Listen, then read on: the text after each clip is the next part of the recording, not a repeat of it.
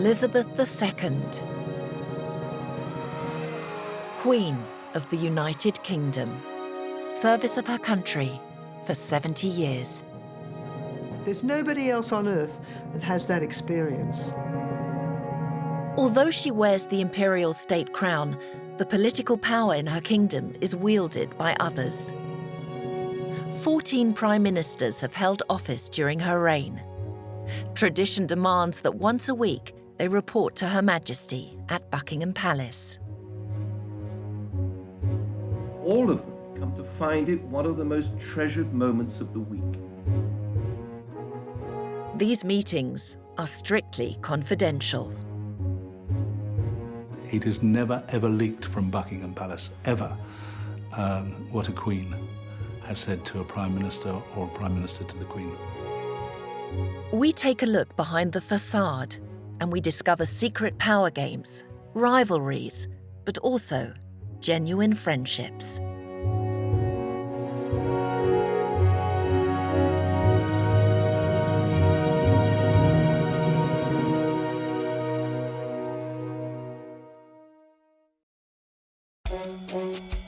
The British love their Queen, maybe because she doesn't talk about politics. It's often said she's never put a foot wrong, and that is true. But she has understood the importance of silence, of not expressing her opinions, of not reacting.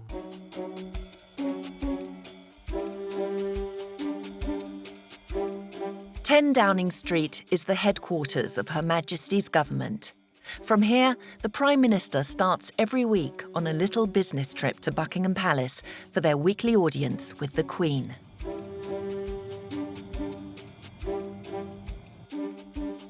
The Queen has already met 14 Prime Ministers. The first was Winston Churchill, her paternal friend. Particularly close was her relationship with Prime Minister number 5, the Labour lefty Harold Wilson. At the end of the 70s, the first female Prime Minister, Margaret Thatcher, the Iron Lady. Equally difficult was her relationship with Tony Blair.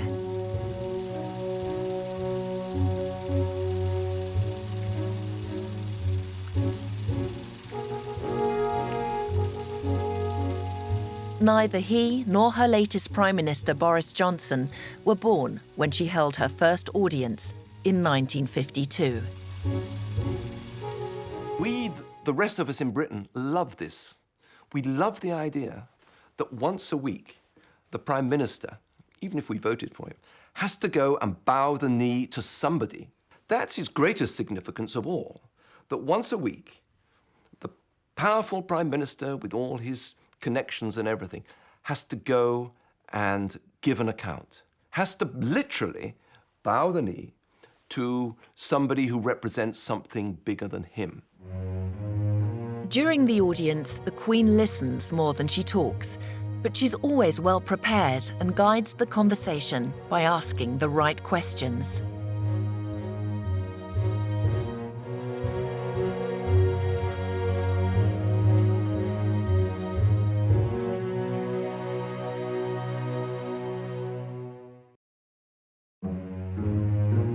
During her youth, Elizabeth spends many carefree summers in the countryside.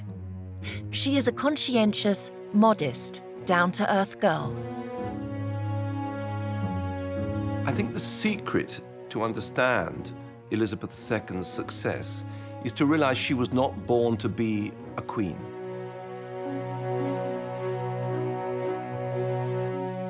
For the first 11 years of her life, she was royal. She developed all the reverence for royalty for her grandfather, George V. But there was no prospect of her becoming queen, so it never went to her head.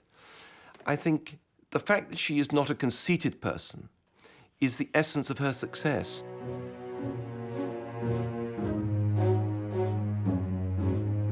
Suddenly, in 1936, her grandfather, whom she actually called Grandpa England, died, to be succeeded by Uncle David, as she called him, that was King Edward VIII.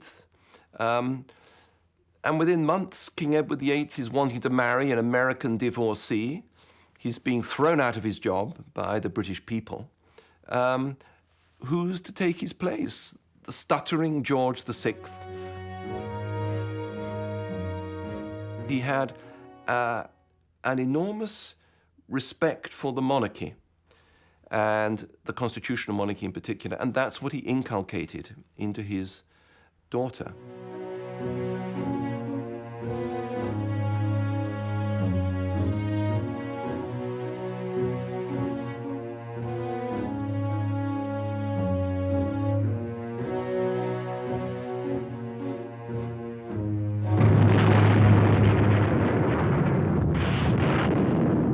But then the Second World War breaks out. Even during the Blitz, Prime Minister Winston Churchill and the royal family stay in London to boost the morale of their people.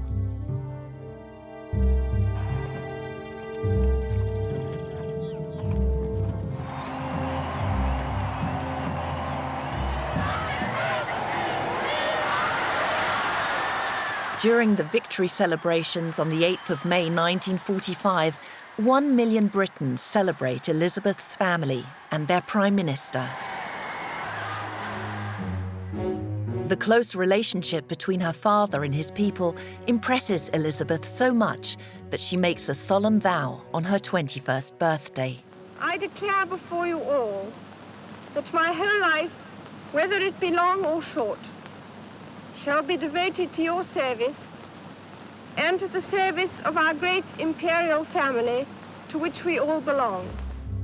Soon, on the 6th of February 1952, she has to fulfill her pledge. Her father dies of lung cancer. Elizabeth cancels a holiday trip. Winston Churchill greets her back home. Everybody who lived through it will remember the moment when the door opened and this young girl appeared at the top. The first time, really, of many occasions in her reign, that she brought reassurance to the country.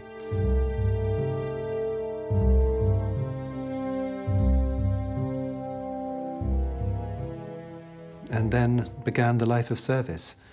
But she was probably better prepared for it than other girls of sort of 25 would have been, because she is such a dutiful person and she always wanted to do her best, but it can't have been easy.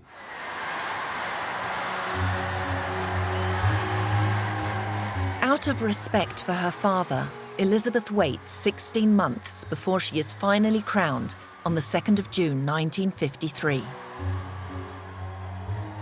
For months, she's prepared herself for this moment and worked through state papers. 3 million spectators cheer the young woman who at this moment becomes Queen of the United Kingdom and of 15 other countries. Her old friend, Winston Churchill, becomes her first Prime Minister.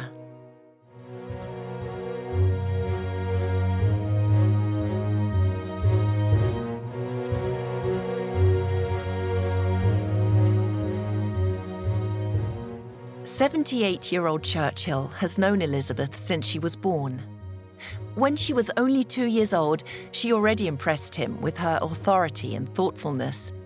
Now, during their first audience, it becomes clear that he feels a lot more than just respect for her.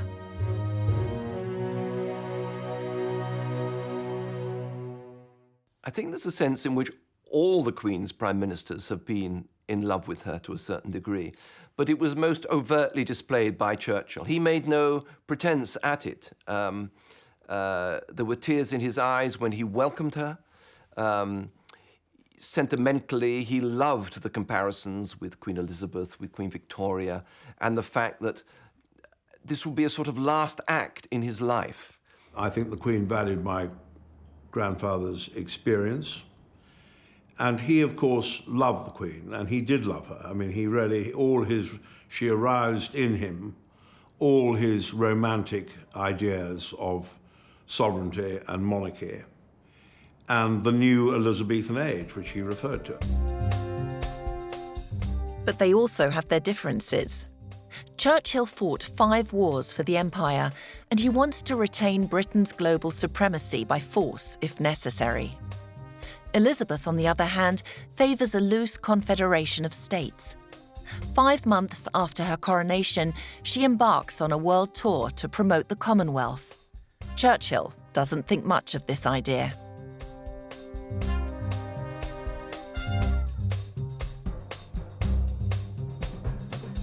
My grandfather was a child of a Victorian empire, and you wouldn't expect him, I think, to be overjoyed, probably. But he was a pragmatist, Churchill, and he understood the movement of events and history and time. But unlike his young queen, Churchill finds it difficult to accept Britain's new role in the world. He fights against the dissolution of the empire. Increasingly, he is plagued by depression. My grandmother tried very hard to get him to retire after the war and to end his political career in a great wave of glory. But he couldn't. He was like an old warhorse, you know, he couldn't give it up. Then Churchill has a stroke. Officially, he says that he suffers from exhaustion, but Elizabeth knows the truth. She must have been very moved by the occasion because, you know, this was her first Prime Minister. She had known him all her natural life. And it was the end of an era. The end of an era, as you say, the end of, you know, looking back on the end of the empire, in a way, a signal era.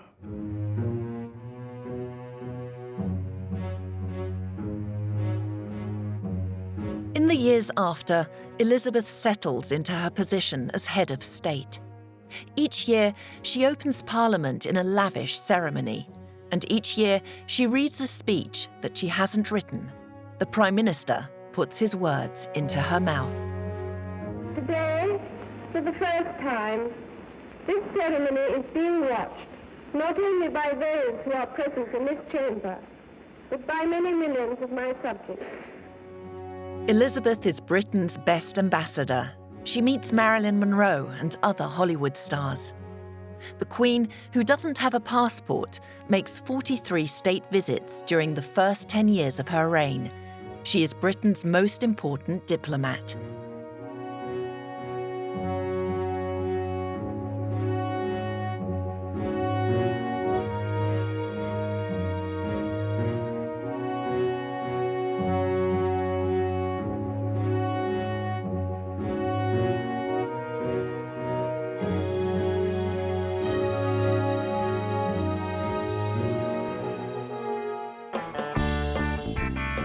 Back home, her kingdom is in upheaval.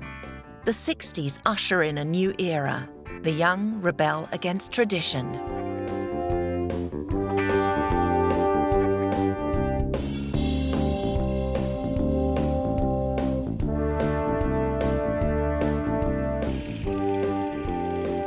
After decades of conservative rule, the Britons want somebody who's a bit more modern. The new Prime Minister is called Harold Wilson, the Labour Party leader.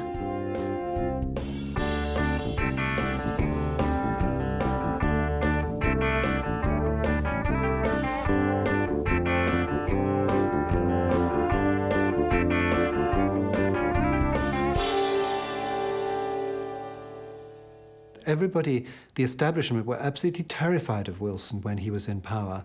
I mean, what was he going to do next? Elizabeth's conservative advisers warn her Wilson's supposed to be a lefty and plans a social revolution.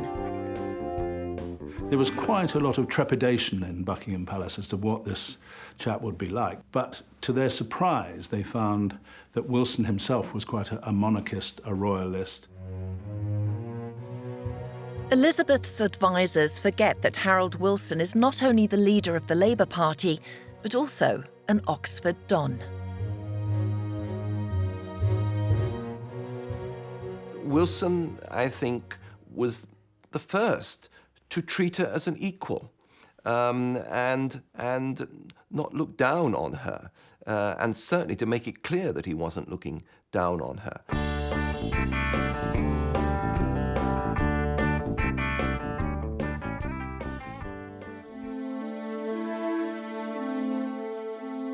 But Wilson's government is facing huge problems. The industry is still suffering from the consequences of the war, and exports are low because trade with the former colonies has broken down. The workers revolt against Wilson. They want him to nationalise the coal and steel industries and go on strike. The palace doesn't understand the rift between the workers and the Labour Party, but the Prime Minister can explain. He saw himself as teaching her a lot about whole sections of her kingdom, which she didn't really know from first hand. You know, from first hand, she knew the kind of things that old-fashioned Conservative prime ministers did, like going shooting and having grand country house parties. But she didn't really know about the trade unions. She didn't really know about how the Labour Party worked.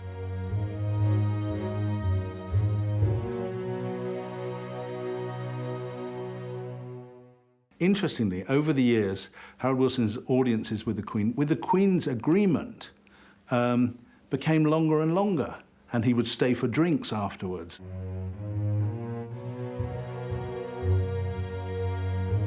That has never happened before. Alcohol used to be taboo during the audiences. Now brandy and gin are being served. The Prime Minister spends his summer holidays with his family in Cornwall. Picnicking and golfing, Harold Wilson loves the country life.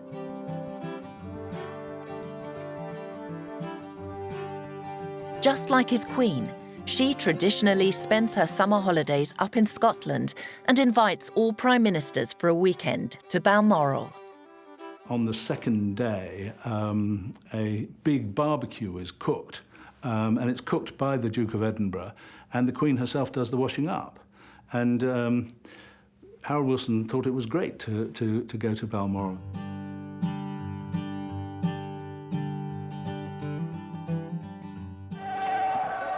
But in the industrial cities of the north, the riots are becoming more violent. High inflation rates, unemployment, and endless strikes turn Britain into the sick man of Europe.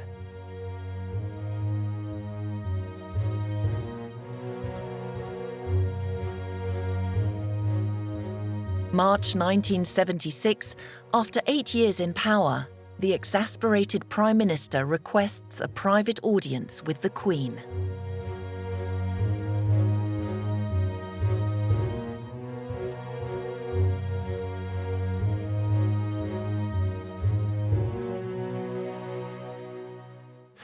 I did ask him myself about why he resigned. He said, you know, it's because I've been here so long that I've seen the questions coming round, and they're coming round again and coming round again, and I don't have any new answers. So I decided it was time to go.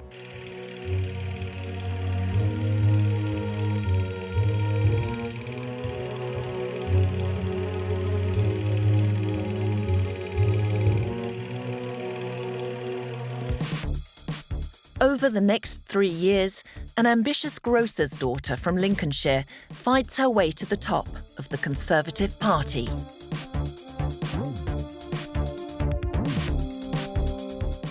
Margaret Thatcher became Prime Minister in 1979, and she was determined to confront what she saw as the enemies within, the enemies of the state, by which she largely meant the trades unions, and to try and crush union power. And the scene was set for bloody confrontation. Yes, I am an Iron Lady. After all, it wasn't a bad thing to be an Iron Duke. Margaret Thatcher's success is the result of hard work. The advertising agency Saatchi & Saatchi designed her campaign. She employed a style consultant and a voice coach. Well, she was talkative, incredibly argumentative, loved arguing. Fierce in argument, respected people who stood up to her and argued with her. Extremely well organised, punctual, did her work overnight, you might say an official's dream.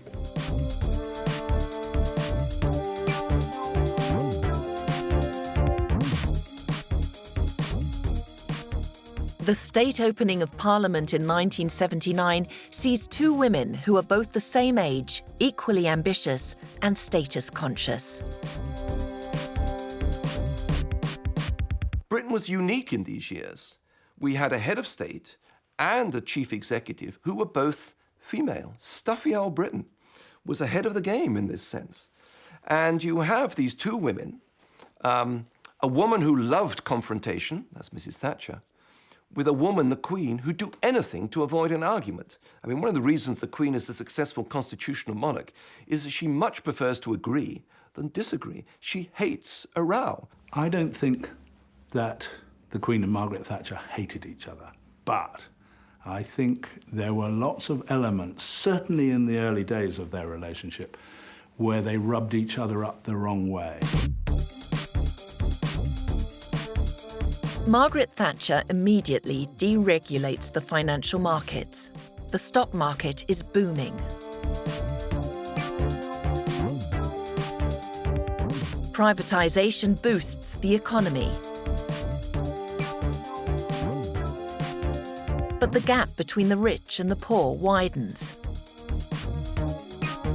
The ladies not for turning. She quells protests with force. There was more social unrest, riots, strikes, and lack of social cohesion under Margaret Thatcher than at any other time, partly because she felt she had to grasp the nettle, and her style was confrontational. And there is evidence that the Queen herself was deeply unhappy about what went on for a lot of the time under Mrs. Thatcher. But when she goes to meet the Queen, she turns into the grocer's daughter again.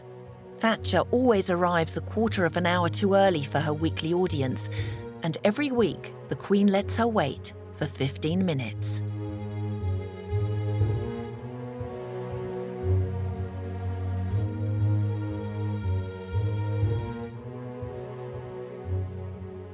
I think Margaret Thatcher was more nervous about everything than people made out early on.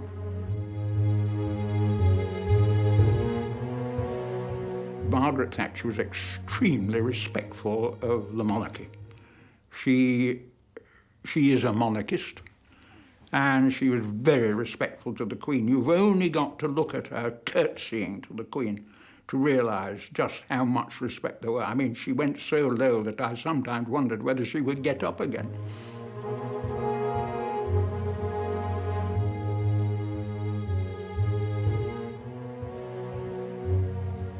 But Thatcher's curtsies don't impress Elizabeth. The stage was set for quite a lot of confrontation, and for quite a long time. They were quite sticky, the audiences with the Queen, and I don't think they ever. Mrs. Thatcher is not someone that you can just sit down and kick your shoes off with and sort of have a glass of whiskey late at night. They were both quite aware of their own status. I mean, one of the best examples of the Queen and Thatcher not quite getting on was that Margaret Thatcher apparently rang up the palace one day to say that she was going to a big dinner that night that the Queen would be at, and she wanted to know what colour the Queen was wearing so that she wouldn't clash with the Queen. And back came the reply from the Queen, "Don't worry, the Queen never notices what other women are wearing." So, put down, you know.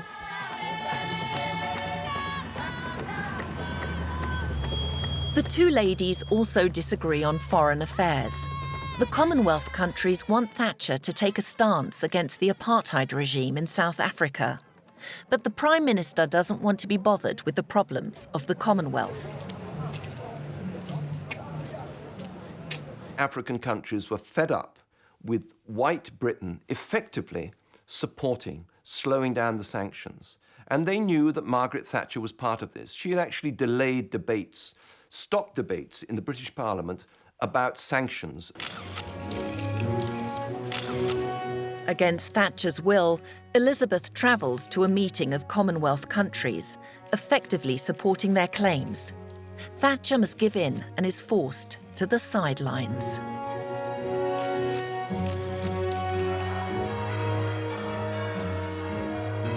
And at home, the royal family is more popular than ever. On the 29th of July 1981, Prince Charles marries Diana Spencer. On the day, it was wonderful. It was just, the whole nation celebrated. You know, it was a lovely fairy tale love story. There's never been another wedding, in my view, that could equal it. It was just wonderful. The bride was the most beautiful. The whole world was interested in that wedding. The sad thing was that the prince wasn't.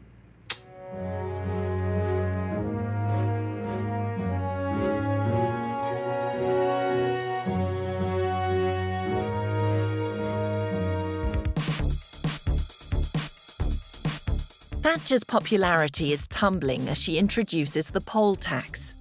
250,000 people take to the streets in London alone.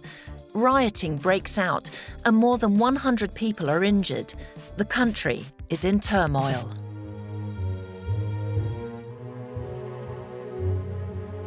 In the end, even her own party has had enough of Margaret Thatcher.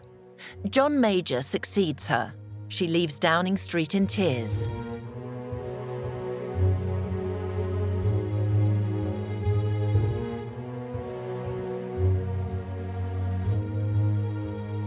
Elizabeth shows sympathy towards her beleaguered Prime Minister. In the end, I think they did get on. And I think that Mrs. Thatcher came to value the advice that the Queen gave her. The Queen was very upset by the way in which Mrs. Thatcher was deposed by the Conservative Party, and she told somebody that, all right, Mrs. Thatcher may have been tired and things, but it was a horrible way that it was done. And that's why I think it was very important that there was the Queen kind of waiting in the wings. Politically, Elizabeth's kingdom returns to normal, but suddenly her family life becomes a target for the tabloid press. In 1992, her son Andrew and his wife Sarah separate, and then Charles and Diana's marriage breaks up. The poor Queen, you know, I was thinking, gosh, she's been on the throne a long time and now it's all falling apart. She was called the mother of a dysfunctional family. They all thought that, you know, it was her fault that her children had bad marriages. I mean, the monarchy was under threat because people thought, well, what's the point of having a monarchy like that? You know, they're all scandals going on all the time, and it was just a disaster. And then suddenly, in December, they announced that Charles and Diana would separate. Everybody thought, God, what else can happen? It's terrible. And then suddenly Windsor Castle burst into flames. It was on fire. An electrician left some hot object around and it set fire to the curtains, and then the whole place went up.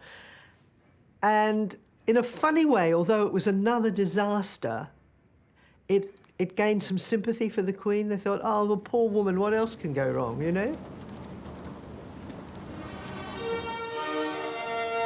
During a reception in November, the Queen shows her true feelings. 1992 is not a year on which I shall look back with undiluted pleasure. In the words of one of my more sympathetic correspondents, it has turned out to be an annus horribilis.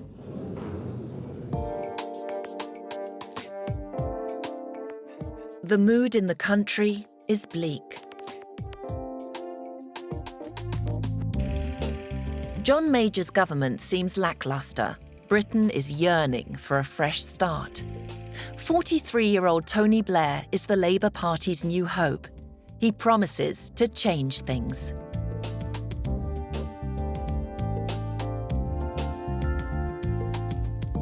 Victory at the next general election. And indeed, on the 2nd of May 1997, Tony Blair enters Downing Street with a landslide victory. Blair came into office with an enormous majority, so I think it would have been quite natural that the palace might have been a little bit scared as to what he was going to do with it, as it were.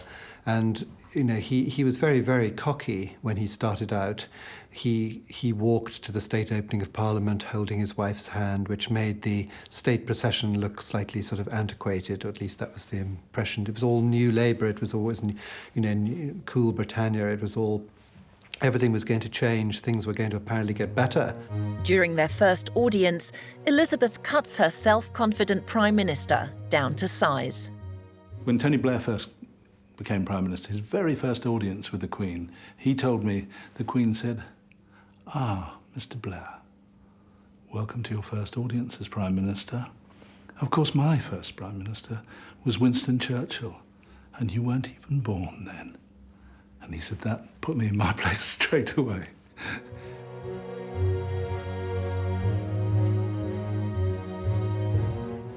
But after a while, Tony Blair seems to enjoy the audiences with his Queen, although large sections of his party think the monarchy is out of date. But on the other hand, they were also determined to show that they were now a responsible party, in power, doing the things that any party with a large majority does.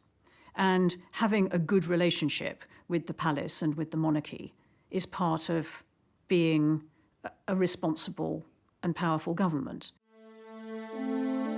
Just 3 months after Blair takes office, Princess Diana dies in a car accident. Her death is a test for the relationship between the Queen and her Prime Minister. Elizabeth is on summer vacation in Balmoral. She hears the news of Diana's death in the morning. The Queen's first concern was her grandsons, William and Harry. She said to Prince Charles, "We must take the radios out of their rooms." Then she clicked on the television across all the channels, and of course every channel had pictures of the dead princess, the crash. Her life was endlessly rehashed. She said, "We've got to get them out. We've got to get them up on the hills. Organize a barbecue for them this evening." Her preoccupation was with her own family. And she forgot that she had another family down in England, us, all weeping and laying our wreaths and feeling that we had been deprived. And when she did come to think about us, she shrugged her shoulders and thought, well, you can all get on with it. Tony Blair, however, comforts the grieving nation straight away. Just hours after the accident, he steps up to the microphones. Prime Minister, can we please have your reaction to the news? I feel like everyone else in this country today, utterly devastated. Our thoughts and prayers are with Princess Diana's family, in particular her 2 sons, the 2 boys. Our hearts go out to them. She was the people's princess. And that's how she will stay, how she will remain in our hearts and in our memories forever. Tony Blair summed up those feelings of shock and devastation that most people in the country felt.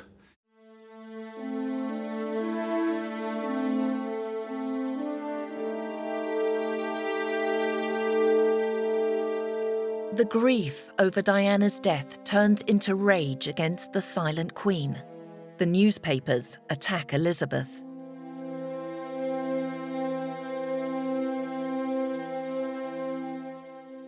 The extraordinary emotions that came out in the country, the gap between that and the way the royal family seemed totally standoffish and everything like that.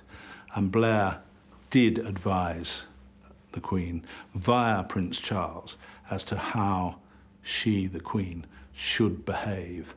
And this is He'd only been Prime Minister for about 3 months. To be advising the monarch as to how she should behave towards her own people was quite a tricky thing.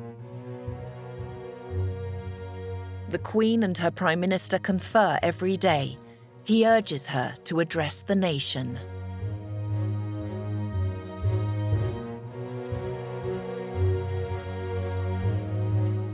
I guess history will say that the week in which the Queen was slow to come back from Balmoral was a mistake, not necessarily a personal mistake, but a mistake of the institution. Actually, I think it's unfair because it was for the best of reasons to protect the grandsons at the most terrible time after their mother's death. But history judges harshly, and that will be one of the judgments.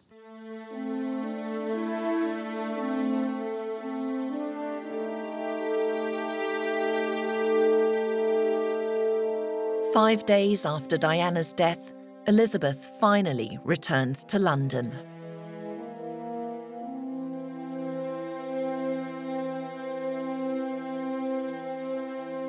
The atmosphere changed at that moment as she came back. And she and the Duke of Edinburgh walked amongst the crowds and looked at flowers and then came into Buckingham Palace.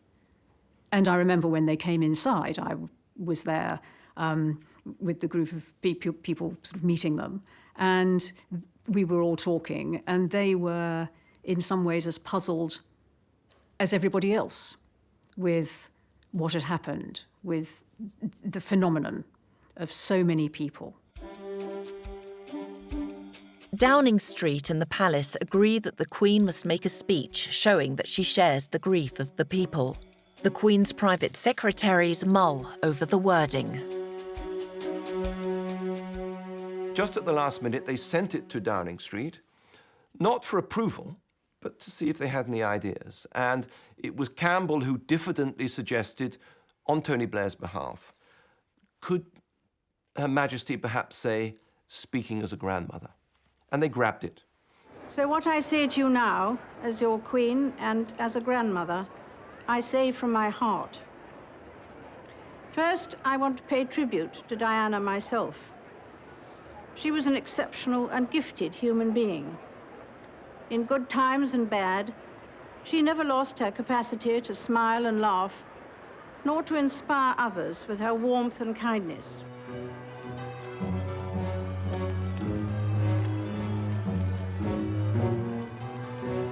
Thanks to Blair's bright idea, the Queen wins back the hearts of the people.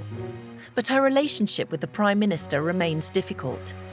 At her 50th wedding anniversary, Blair blabs about the highly confidential audience. For a moment, Elizabeth loses her eternal smile.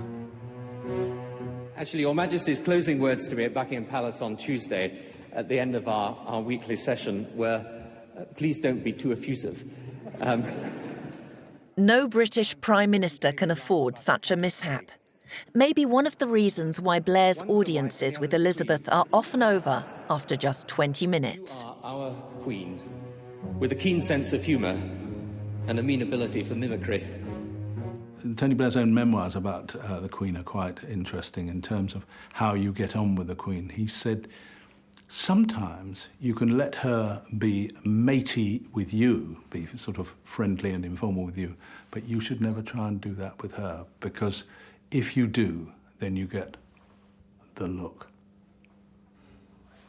And it's quite interesting, because Tony liked to be matey with everyone.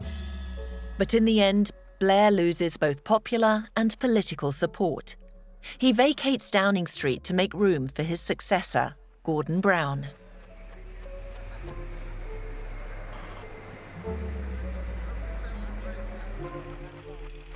Brown's government is hapless, and after only 3 years, he has to make way for David Cameron, a Tory, the Queen's 12th Prime Minister. In 2011, Prince William and Kate's fairy tale wedding makes the monarchy more popular than ever.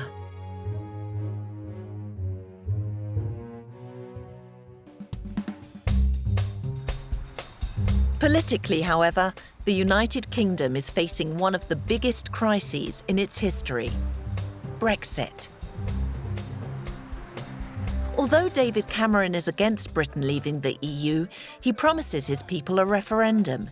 He hopes this will strengthen his position as Prime Minister. Above all, he doesn't expect to be defeated.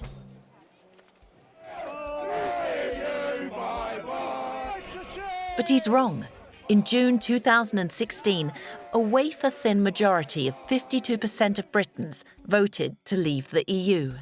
The British people have made a very clear decision to take a different path. Cameron resigns.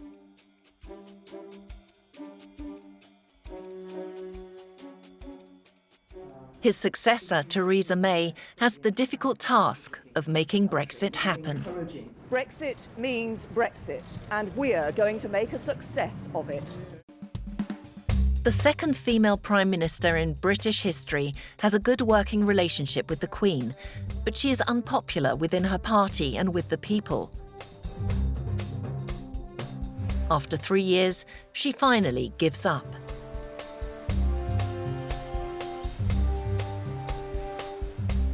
While the government stumbles from crisis to crisis, the royals add some glamour to the tristesse. In May 2018, Meghan and Harry get married.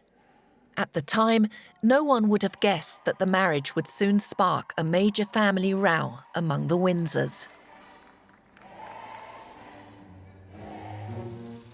In July 2019, Boris Johnson replaces Theresa May and becomes Elizabeth's 14th Prime Minister. Well, I think she would certainly regard him as a patriot. The last time I saw Boris Johnson in his old office, at the Foreign Office, he had a picture of the Queen and Prince Philip up on his wall. So this is a man who is a monarchist. So I think there'd be quite a lot of admiration, certainly from Mr. Johnson to Her Majesty. And equally, I think the Queen likes characters.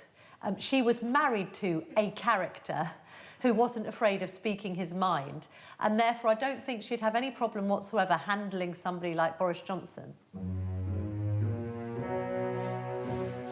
When he was born, she had already been on the throne for 12 years. Johnson's government stands for much that runs counter to Elizabeth's principles: nationalism, confrontation and disruption. And what does the Queen think about Brexit?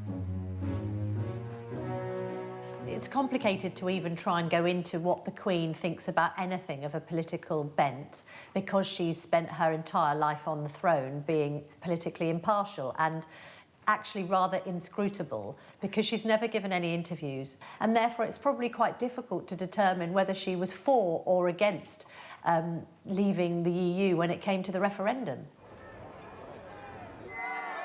Early 2020, the United Kingdom leaves the EU. The Brexiteers celebrate.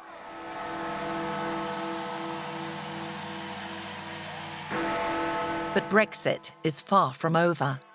Johnson faces months of difficult negotiations with the EU. The prospect of a disorderly exit exacerbates the economic crisis.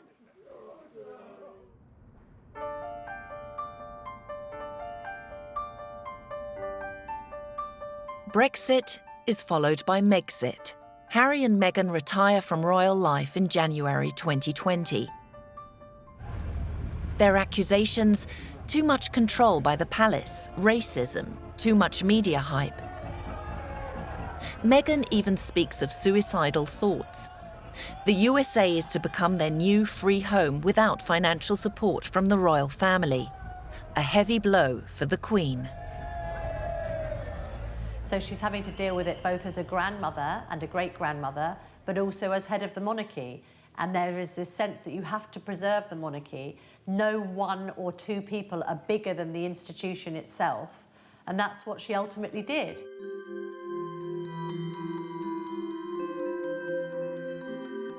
"2020 turns into another annus horribilis for the Queen.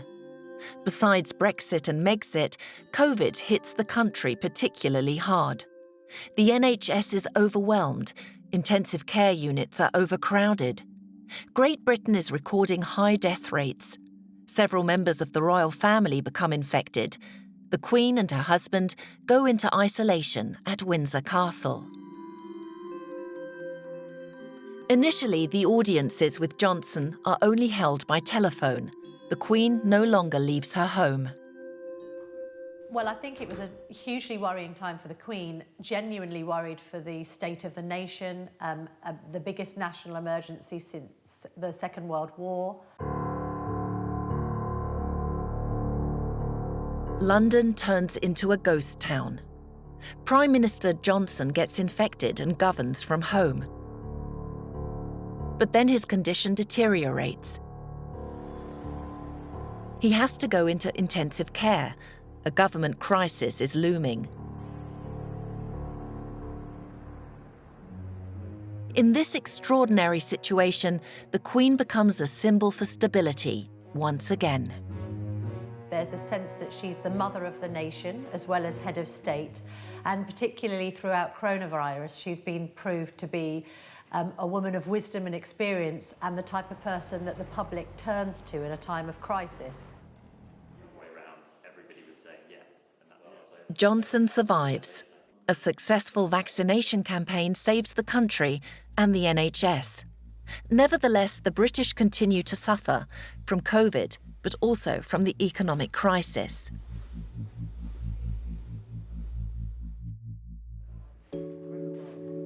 Politically, Johnson can finally celebrate a success. After months of tough negotiations, London and Brussels agree on a trade deal.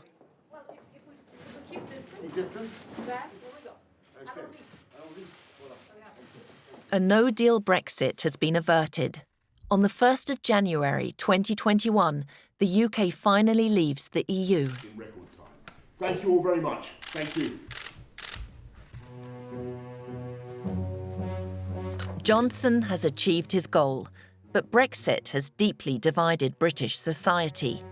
All the more important that the Queen remains strictly neutral in this conflict.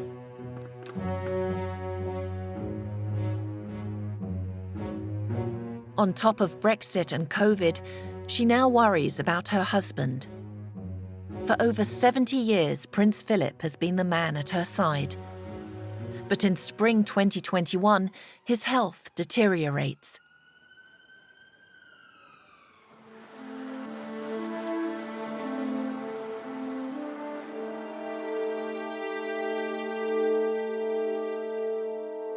The 9th of April becomes probably the most difficult day in Queen Elizabeth's life. Prince Philip dies 2 months before his 100th birthday. They had been married since 1947.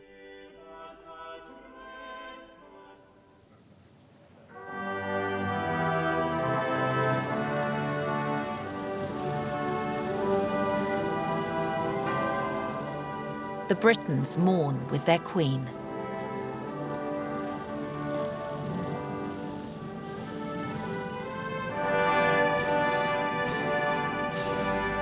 It is to Her Majesty and her family that our nation's thoughts must turn today, because they have lost not just a much-loved and highly respected public figure, but a devoted husband and a proud and loving father, grandfather, and in recent years, great-grandfather.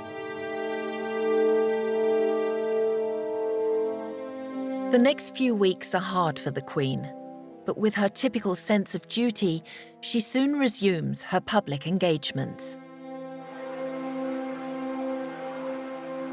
Her whole reign has been characterised by this man taking a couple of steps behind her in support of Queen and country, and she no longer has that. However, subsequently we've seen her engagements looking really bright and breezy and smiling and clearly delighted to be out of lockdown. And we understand that is because she and her husband had a pact that whoever passed away first, you know, the other person shouldn't be like Queen Victoria, dressed in black, grieving for the rest of their lives. They should just enjoy what time they have left. And I think the Queen knows that Prince Philip, of all people, would not want to see her moping about, You know, she's 95, she must just embrace life.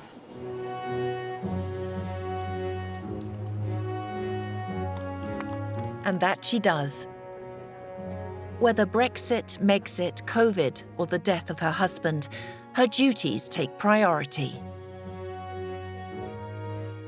2 months after the death of Prince Philip, she and Boris Johnson opened the G7 summit in Cornwall.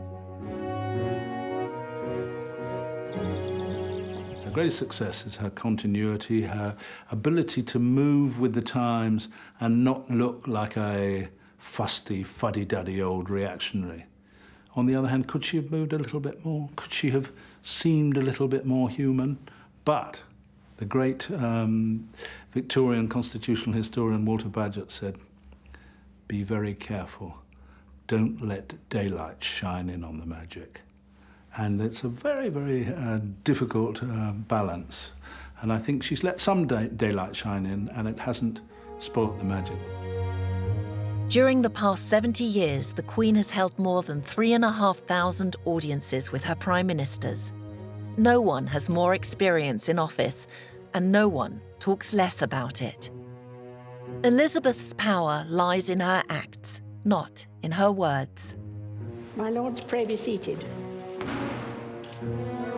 She has never openly interfered with politics. My government's priority has always been She has never openly interfered with politics. European Union.